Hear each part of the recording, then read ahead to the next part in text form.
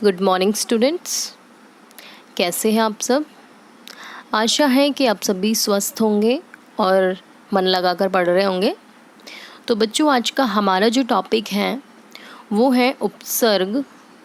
उपसर्ग हम पिछली कक्षा में पढ़ चुके हैं। एक बार हम पिछली कक्षा में पढ़ी हुई बातों को दोहरा लेते हैं और उसके बाद आज की कक्षा शुरू करते हैं। तो अब तक हमने जाना है कि उपसर्ग वह शब्दांश या अव्यय है जो किसी शब्द के आरंभ यानी शुरुआत में जुड़कर उसके अर्थ के यानी कि मूल अर्थ शब्द जो है आपका उसके अर्थ में विशेषता ला देता है या उसका अर्थ बदल देता है, उसे हम उपसर्ग कहते हैं। जैसे कि यहाँ पे आपके लिए दिया हुआ है प्रसिद्ध, प्र प्लस सिद्ध यानी प्रसिद्ध। आपका यहाँ पे प्र शब्द क्या है? उपसर्ग। अभि प्लस मान अभिमान, वि प्लस नाश विनाश, उप प्लस कार उपकार। अब यहाँ पे आपका प्र, अभि, वि और उप, ये चारों ही शब्द क्या है? आपके उपसर्ग। ठीक है, यानी उपसर्ग आपके मूल शब्द के आगे जुड़ते हैं। मूल शब्द का कोई ना कोई अर्थ अवश्य होता है और उसके साथ जब आपका उपसर्ग जुड़ जाता है तो एक नया शब्द बन जाता है। उस शब्द जो नया शब्द बनता है उसका भी कोई ना कोई अर्थ अवश्य होना चाहिए, यानी कि वो सार्थक शब्द होना चाहिए। और मैंने आपको ये भी बताया था कि जो आपके उपसर्ग हैं अधिकतर विलोम शब्द का रूप ले लेते हैं। जैसे धर्म, धर्म के आगे हमने अ जोड़ दिया तो आपका नया शब्द तैयार होगा अधर्म, जो कि धर्म का विलोम शब्द है अधर्म। सत्य का असत्य, मान का अपमान, है ना। तो चलिए आगे बढ़ते हैं। हमने ये भी जाना था पिछली कक्षा में कि हिंदी में जो उपसर्ग मिलते हैं वे हिंदी के साथ साथ संस्कृत और उर्दू, अरबी, फारसी भाषा के भी होते हैं। इस तरह भाषा भेद के आधार पर उपसर्ग के 3 प्रकार हैं: संस्कृत के उपसर्ग, हिंदी के उपसर्ग और उर्दू के उपसर्ग। अभी तक हम संस्कृत के उपसर्ग और हिंदी के उपसर्ग जान चुके हैं। आज हम पढ़ेंगे उर्दू के उपसर्ग को। तो चलिए शुरू करते हैं। उससे पहले यहाँ पे कुछ आपके उपसर्ग की विशेषताएं भी बतलाई गई हैं, उनको भी जान लीजिए। क्योंकि जब भी आपकी परीक्षा में कोई शब्द आता है तो आपको ये नहीं पता होता है कि ये उपसर्ग है या प्रत्यय है, है ना। बस आपको उसमें दिया होता है कि दिए हुए शब्द में से उपसर्ग और प्रत्यय को अलग करें। तो जब आपको शब्द की पहचान होगी तभी आप उसको पहचान पाएंगे कि उसमें उपसर्ग मिला है या प्रत्यय। इसलिए यहाँ पे उपसर्ग की कुछ विशेषताएं हैं जिनको आपको ध्यान से समझना है। उपसर्ग शब्द के अर्थ में नई विशेषता लाता है। जैसे कि आपका प्र के साथ बल जुड़ गया तो बन गया प्रबल, अनु के साथ शासन जुड़ गया तो बन गया अनुशासन। दूसरी विशेषता है बहुत ज़्यादा इम्पॉर्टेंट, शब्द के अर्थ को उलट देता है, यानी कि वो विलोम शब्द बना देता है। सत्य के आगे हमने अ जोड़ दिया तो बन गया आपका असत्य, यश के आगे हमने अप जोड़ दिया तो बन गया आपका अपयश। ठीक है, ऐसे आपके धर्म के आगे अधर्म जोड़ दिया तो बनेगा अधर्म।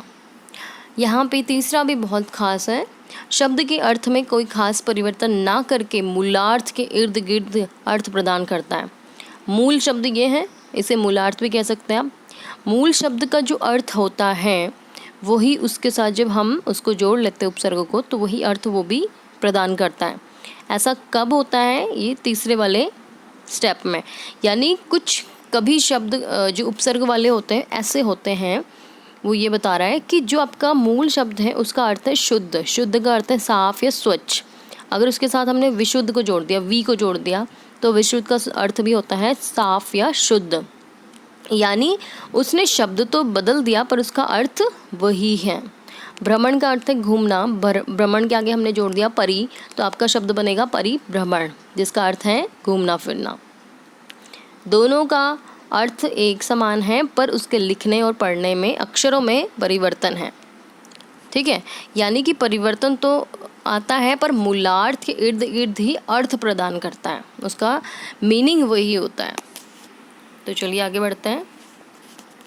ये है आपके उपसर्ग उर्दू वाले।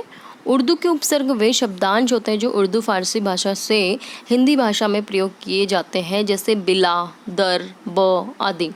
यहाँ पे उदाहरण है आपका बिला प्लस वजह यानी कि बिला वजह, ब प्लस गैर बगैर, दर प्लस असल दर असल। कुछ अन्य उदाहरण यहाँ पे नीचे हैं। उपसर्ग वाले शब्द और उसका अर्थ और उनसे बने हुए नए शब्द। ला आपका उपसर्ग है, उसका अर्थ है बिना। ला प्लस चार मिलके बन गया आपका लाचार। ला प्लस जवाब मिलके बन गया लाजवाब। बद मतलब बुरा, तो बन गया आपका बदसूरत, बदनाम, बददिमाग। बे से आपका बना बिना, और बिना बे के साथ आप जब काम जोड़ देंगे तो बेकाम, बेअसर, बेरहम। कुछ अन्य उदाहरण भी है हमारे सामने।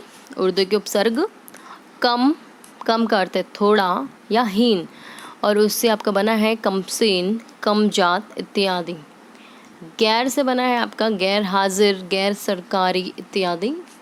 खुश से बना आपका खुशनुमा, खुशबू, खुशदिल, खुशहाल इत्यादि। ना से बना आपका नाराज, नालायक, नापसंद, नादान आदि। अल से बना है अलबत्ता, अलगरज आदि। बर से बना है बरखास्त, बर्दाश्त, बरवक्त इत्यादि। बिल से बना है बिल आखिर, बिल्कुल, बिल वजह इत्यादि। हम से बना है हम उम्र, हम दर्दी, हम पेशा इत्यादि। तो बच्चों ये जो आपके शब्द हैं वो उपसर्ग वाले शब्द हैं, इनका यहाँ पे अर्थ है और इनसे बने हुए नए शब्द। यहाँ पे मैंने जो आपको बताया है हर शब्द का कोई ना कोई अर्थ होता है। अगर आपका मूल शब्द उम्र है ना, तो उसका भी सार्थक अर्थ निकलता है, यानी वो शब्द सार्थक होगा, उसका कोई ना कोई अर्थ अवश्य होगा। उसके जब हमने साथ में हम को जोड़ दिया तो आपका हम उम्र शब्द बन गया, जिसका अर्थ कुछ ना कुछ होगा, यानी वो भी सार्थक शब्द होगा।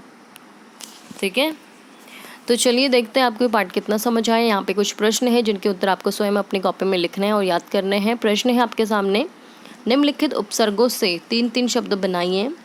अति, है ना, अति प्लस अधिक, अत्यधिक, ऐसे कुछ आपको बनाने हैं 3-3 शब्द। अति, कु, अध, नी, ला, और ये शब्द आपको अपनी कॉपी में भी लिखने हैं। आज का आपका गृह कार्य यही है, आपको स्वयं करना है। अगली कक्षा में मिलेंगे नए टॉपिक के साथ, तब तक के लिए धन्यवाद।